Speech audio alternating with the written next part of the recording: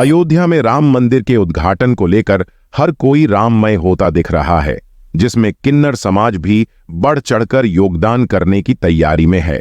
अयोध्या में तैयार हो रहे नव्य दिव्य श्री राम मंदिर में रामलला के विग्रह प्रतिष्ठा का शुभ शगुन लेकर किन्नर घर घर मंगलगान गाते हुए घर के मंदिर को ही सजाने के लिए राम का न्योता स्वरूप हल्दी और अक्षत बांटकर माताओं, बहनों, बच्चों और पुरुषों से प्राण प्रतिष्ठा महोत्सव में भागीदार बनने का अनुरोध कर रहे हैं।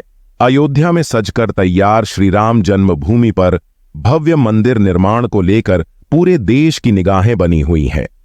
हर कोई उल्लास से झूम रहा है। श्री राम जन्मभूमि मंदिर प्राण प्रतिष्ठा को लेकर किन्नर समाज में भी उल्लास का माहौल है, जो भगवान राम के महोत्सव से खुद को अलग नहीं कर पा रहे हैं। श्री राम के अनन्य भक्त योगी आदित्यनाथ ने इसका संकल्प लिया था। राम जी अपनी अयोध्या के मंदिर में आ रहे हैं तो वह संकल्प भी पूरा हो रहा है और किन्नर समाज में खुशी की लहर आ रही है। अयोध्या का किन्नर समाज रोम रोम से प्रधानमंत्री श्री नरेंद्र मोदी और माननीय मुख्यमंत्री योगी आदित्यनाथ को दुआएं दे रहा है। मुख्यमंत्री योगी आदित्यनाथ जी बार बार कहते हैं कि उनके एक ही राजा है, वो है राजा राम। राजा राम की नगरी के विकास को लेकर उन्होंने ये सिद्ध भी कर दिया। किन्नर समाज का कहना है, इस गौरव को लौटाने वाले दोनों नायकों पर प्रभु श्री राम सदा सहाय हों और दशों दिशाओं में इनका यशोग्न होता रहे। अयोध्या जिले की इंदिरा चैरिटेबल सोसाइटी की ओर से किन्नरों के उत्थान का वीणा उठाया गया है। संस्था के देखरेख में किन्नरों के समूह ने अपनी भूमिका तय कर ली है। विग्रह प्रतिष्ठा का न्योता किन्नर भी बांट रहे हैं। श्री राम जन्मभूमि के पूजित अक्षत के वितरण की अगुवाई जिले में किन्नर काजल और किन्नर सुमन करेंगी। किन्नर काजल ने बताया कि उनके नेतृत्व में सभी किन्नर अपने क्षेत्र के यजमान के घर जाएंगे, द्वार द्वार मंगल चारण करेंगे। किन्नर खुद शुभ शगुन लेकर नृत्य कीर्तन कर पहले जन जन को प्रभु राम से जोड़ेंगे। किन्नर काजल ने कहा कि भगवान राम के इस महोत्सव को समाज जन जन तक पहुंचाने में भागीदारी निभाएगा। किन्नर काजल ने कहा कि प्रभु श्री राम से किन्नर समाज का त्रेता काल से अभिन्न नाता है। हमारे पूर्वजों को प्रभु श्री राम का आशीर्वाद प्राप्त है। कलयुग में हम जिसे आर्षी वचन देंगे वह फलीभूत होगा। अयोध्या में रामलला के 22 जनवरी को होने वाले प्राण प्रतिष्ठा समारोह की तैयारियों के बीच हर कोई मंदिर निर्माण में बढ़ चढ़कर अपना योगदान देना चाहता है। इसी बीच बिहार से बड़ी संख्या में किन्नर समाज श्री राम मंदिर में विग्रह प्रतिष्ठा का शुभ शगुन लेकर जाएंगी।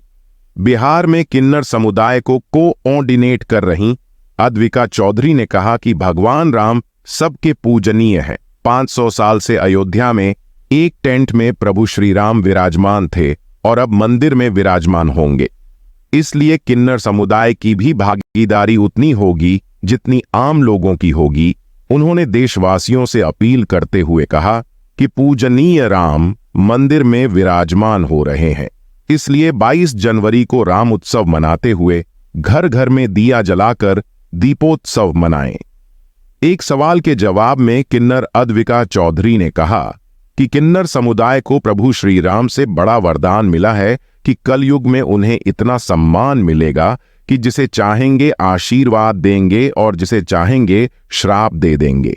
किन्नरों के आशीर्वाद से कोई भी फले फूलेगा और श्राप से कोई भी पापी नष्ट हो जाएगा, इसलिए वे अगले 7 जन्मों तक किन्नर ही बनने की भगवान राम से आशीर्वाद मांगेंगी।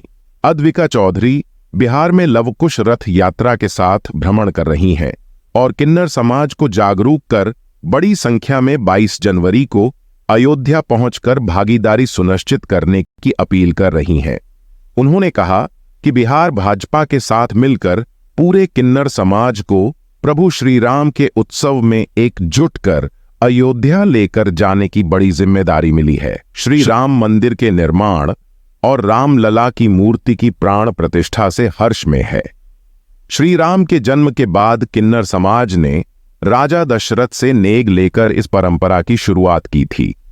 गद्दीपति व अयोध्या जिले की किन्नर समाज की अध्यक्ष पिंकी मिश्रा ने बताया कि किन्नरों ने श्री राम को गोद में लिया, ढोलक मजीरा बजाकर बधाई गाई, बलाइयां लीं और उस नेक को स्वीकार किया जिसे राजा दशरथ के लाख अनुरोध के बाद भी कोई नहीं स्वीकार कर रहा था। किन्नर संगीता ने 500 रुपए का चेक देते हुए कहा कि मर्यादा पुरुषोत्तम श्रीराम जनमानस की व्यापक आस्थाओं के कण कण में विद्यमान है। भारतीय संस्कृति में ऐसा कोई दूसरा चरित्र नहीं है जो श्रीराम के समान मर्यादित, धीरवीर और प्रशांत हो। अयोध्या में राम मंदिर नहीं, राष्ट्र मंदिर का निर्माण होने जा रहा है। किन्नरों को लेकर अक्सर हमारे समाज में एक जिज्ञासा बनी रहती है।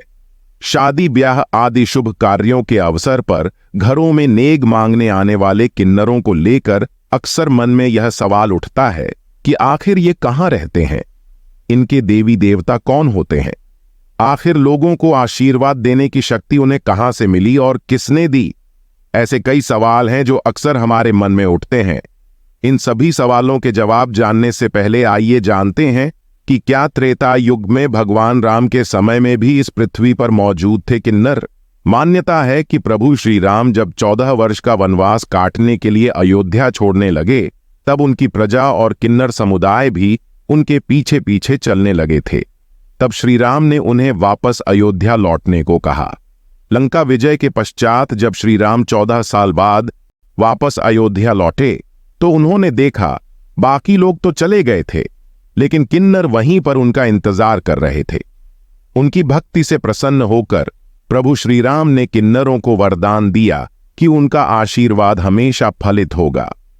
तब से बच्चे के जन्म और विवाह आदि मांगलिक कार्यों में वे लोगों को आशीर्वाद प्रदान करते हैं। कभी भी भूलकर किन्नर समुदाय की बद्दुआ नहीं लें, क्योंकि ऐसा होने पर तमाम तरह की विपत्ति का सामना करना पड़ता है।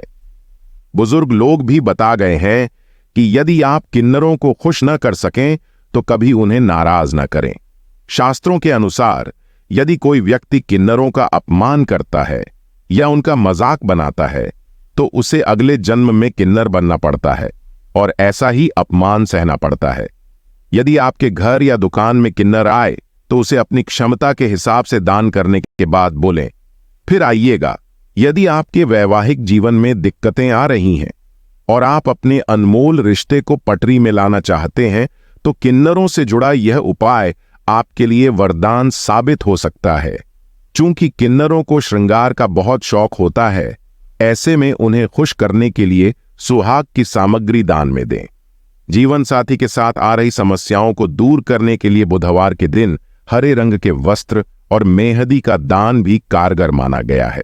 यदि खूब मेहनत करने के बावजूद आपसे लक्ष्मी रूठी हुई है तो आप बुधवार वाले दिन किसी किन्नर के हाथ में पूजा की सुपारी के ऊपर सिक्का रखकर दान करें।